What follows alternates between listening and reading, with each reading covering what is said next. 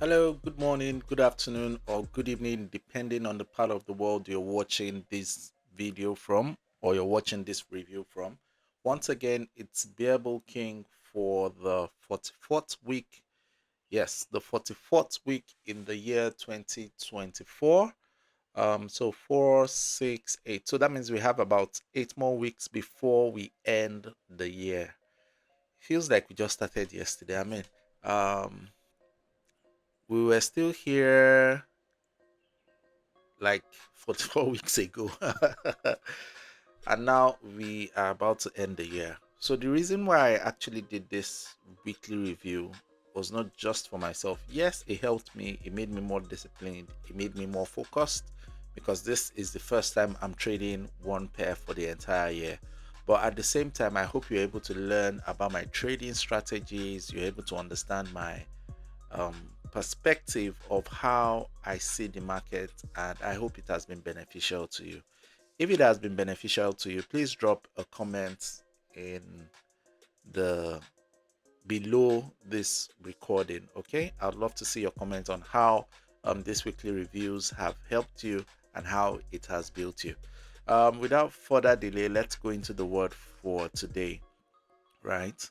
And I'm actually reading a long text. It's taken from the book of Habakkuk 2, verse 1 to 3. And the first part, which is verse 1, was saying, "What's God going to say to my questions? I'm braced for the worst. For the worst, I climbed to the lookout tower and scanned the horizon. I'll wait to see what God says. How will He answer my complaint?" So, in this point in time, people were looking up to God to answer their questions. And the reason why I'm reading this text is because a lot of things have been happening, not just in the country that you're in, but on a global scale. The Middle East, they're having issues. Russia, Ukraine, they're having issues. Russia and China, US, UK, they're having issues.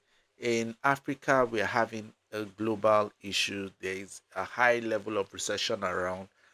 Election is about a few days away for the US election and things like that. So a lot of things are happening and we are asking questions. Now, this was the response that God gave. God told them, write this, write what you see, write what you see. Remember, in the Bible, God asked Abraham to come out and he told him that he should look at the stars. How many can he see? Right? He now said, I'm reading the verse 2. It says, write out in big block letters, meaning that whatever you're seeing, whatever you can see, whatever you can envision, write it out. Let it be plain, let it be bold, right? Then when you write it out, use it to run, right? What you have written out will serve as a witness for what is about to come. And you would ache for what is coming, and you may be impatient, but be patient because it won't lie. It may take time, which is the part that I said, if it seems slow in coming, wait. It is on its way. It will come right on time. Now, why am I reading this verse? A lot of people just wake up day in, day out, and they don't actually plan their lives, right? They don't plan their lives. They don't say, okay, I want to do this, I want to do that, I want to accomplish that, I want to accomplish that. And then they see other people who do these things, and those people are accomplishing milestone after milestone after milestone, and they begin to question and ask, what is the difference? This may be the difference for you. So what I'm trying to tell you now is take a cue from this Bible verse. Look at 2025. We have 8 more weeks in 2024. 8 weeks is too much for God to make a miracle happen. But nonetheless, look at 2025, which is around the corner. It's 8 weeks around the corner. What is your vision for 2025? What do you want to achieve in 2025? Which kind of lifestyle do you want to have? What type of cars do you want to buy? What type of house do you want to build? What type of accomplishment do you want to do? By now, you should have started writing out your plans and your goals for 2025 so that once you get into 2025, you will start running with it. You can see in this verse here, it says that so that it can be read on the run, meaning that as you enter 2025, you're not meant to enter 2025 thinking about what you're going to be accomplishing. You should already know what you want to accomplish for 2025 and start running with it, right? Now, I'm going to help you a bit further. If you don't know about Maslow's hierarchy of need, please go and find out about it. Now, it says that there are 5 different levels of needs, right? The first needs are the psychological needs, which includes air, water, food, shelter, sleep, clothing, and all those kind of things. Now, if you're on a level where you're struggling to achieve that, you need to sit down and think of, okay, how will I achieve these things? How will I be able to provide so that I won't wake up and be thinking about what I'm going to eat, what I'm going to drink, right? After you're able to do that, the next step is to think about your safety needs. Safety needs simply means that, okay, if the worst happens tomorrow, am I covered, right? So for example, you want to make sure that your security is good. You want to make sure that you have made provisions for 6 months ahead. For people that are into finance, they understand what I'm talking about. Some people, they have emergency funds that can cover their needs for the next 6 months to 1 year. It's very important to have that kind of security in place, right? Also, if you don't have a HMO card, go and get one. It protects you so that unnecessary health bill does not hit you by accident in the future, right? Then after that level, you want to have friendship, intimacy, and sense of connection, which means that if you're on a level where you don't have food and water, you shouldn't be really pushed about making friends and things like that. But once you've been able to cover those first 2 needs, then you can work on, okay, I want to create a connection, create a bond. And the reason why this is set in this kind of way is for you to create bond and friendship, you need to be a person of value. If you're not valuable to yourself, how can you be valuable to other people? So try to build yourself, grow your basic needs, then become a person of value. Then after that point, you can now start going for things like esteem, which is status, recognition, respect, freedom, and things like that, right? Then after that point, you now want to get to the point where you want to push yourself to saying, okay, this is the best I can be. So please go and read about Maslow's hierarchy of needs, find out where you are, and use it as a guide to plan for your future. Okay. All right. So let's go into the chart quickly. All right. So this chart was drawn, I think, around March, somewhere here. No, it was here around February. And after it was drawn, the market has been playing out 100%. And I'd like to say this before I continue. The fact that the market has been playing out 100% doesn't mean that the market is playing out because of my lines and my boxes and my understanding. I was just lucky, right? I could have been easily wrong. The market could have moved in another direction. All I would have just needed to do is adjust. Now, the reason why I'm saying this is simply because a lot of people believe that the market is playing out the way it is because they drew one trend line, or they marked one FVG, or they marked one order block, or they understand market structure, what is not. I don't believe that's the reason why the market moves, and you'll just be doing yourself a disservice, because when the market moves in the opposite direction, you may get to lie to yourself that, oh, they are hunting me, oh, it's one break news, oh, it's because Nigeria has joined G7 or whatever it is. And then those lies try to encourage you and not making you understand that you would be your undoing. So understand that this is a probability market. You don't control the market moves on its own, right? You will see that I'm taking a lot of my time to explain a bit of psychological things here. It's really important because without the right mentality, you are going to struggle. Okay.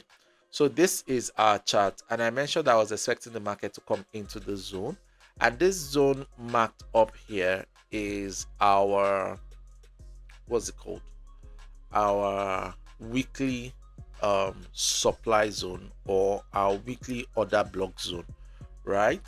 Now I mentioned it 2 weeks ago in the video that I showed that I was expecting the market to come into this zone, right? I'm expecting the market to come into this zone. And so far, the market has been making choppy moves downwards, right?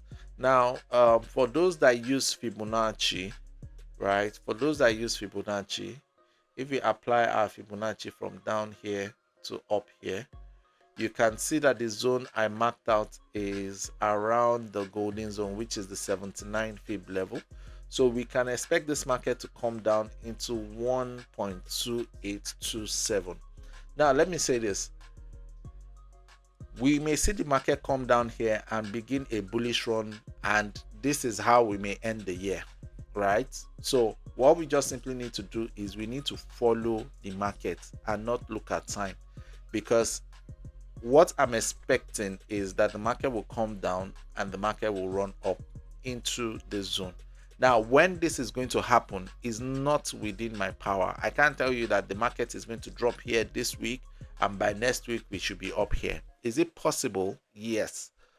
But I don't know when the market is going to move. All I simply do is I mark my area of interest.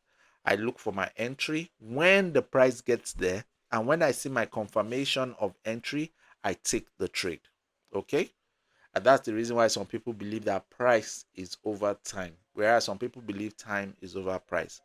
To each his own. Remember, both the people that are saying price over time and those that are saying time over price, they don't have control of the market. They don't know what the market is going to do. So they're only speaking based on their perspective. All right. Let's go to the 4-hour time frame. And this was the time frame that we have been looking at. And I gave this trade earlier in September, and I said this price was going to fall from here down to this zone, right? And from this point, the market has done roughly about 500 pips. So for those that were swinging, they had a good entry. They've made good money from the market. And for those that were doing intraday trades, I'm sure the pullbacks might have taken some profits from you, like it did to me this week, because I was trying to take some pullbacks, but the market collected part of my profit that I made this week. Okay, so those are the pros and cons of the different types of trading strategies, basically. Now, what we have, I mentioned that we had a downward trend. So this market pushed up a bit and then broke below this level last week. So this week we had the market pull up and then we had the market pour down, which has confirmed for me that I should be expecting the market to come into this zone right here, right?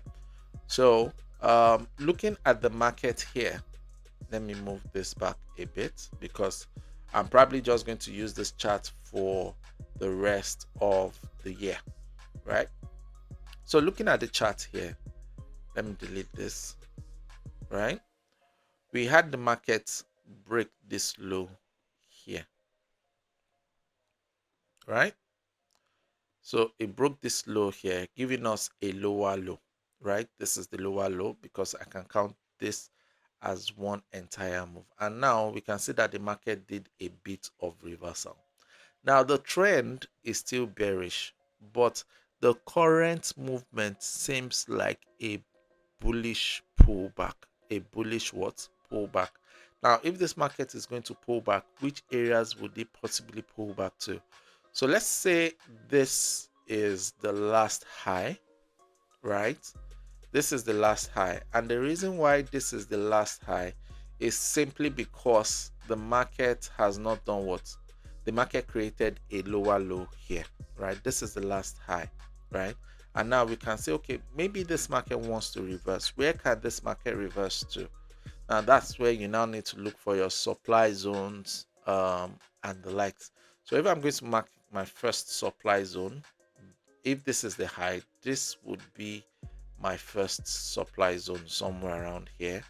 Then I would have taken this, but it's not really a supply zone. Why? Because this market has closed the gap here before dropping down here, right? Which simply means that there is a high probability there is a high probability that we may see the market do what? Push into the zone and then do what? Push down into the zone, right? So based on my simple explanation, depending on what plays out this week, we may see the market rise into the zone, right? And then from here, drop to the zone. Why? Because the trend is still what? Bearish, right? Meaning that before the market might flip and change to bullish, we would like to see the market do what? Break above this level. And then we know that, okay, we now have a kind of flip, and then we can expect a pullback and take a buy. Okay. So if the market doesn't break above this level, then we can expect a reversal somewhere around here to ride the market to a new low. Okay, to a what? A new low. All right. I'm going to delete this. So on the higher time frame, which is the daily time frame, I'm anticipating that the market is going to come into the zone, right? So except we have a flip, I'll be looking for sales around the areas of interest, which is around 1.340. But if it breaks above this 1.370, then my bias is going to change, meaning that I was wrong and the market is ready to move upwards. Okay. So if you have any questions, if you have any inquiries, if you have any comments, please drop them below. I'm still working on, so I'm not going to do this weekly reviews next year because one, it's time consuming, it takes a lot of effort, and I feel like I'm working for somebody because I have to wake up every day, come and record, which is the reason why I give big shout outs to those who have been doing a lot of recordings before me and they've been putting a lot of content out there. Putting out content is not easy. But here's what I'm going to do. I'm going to look for a way to provide more value to my subscribers and more value to the FX community to the best of my knowledge. So I'm still thinking about it. I think I'm going to do some videos on risk management, how you could trade and pass proper accounts, how you can maintain a proper account for a year, how you can maintain your life account and compound it steadily. Um, what else? What else? I'm going to talk about psychology as well.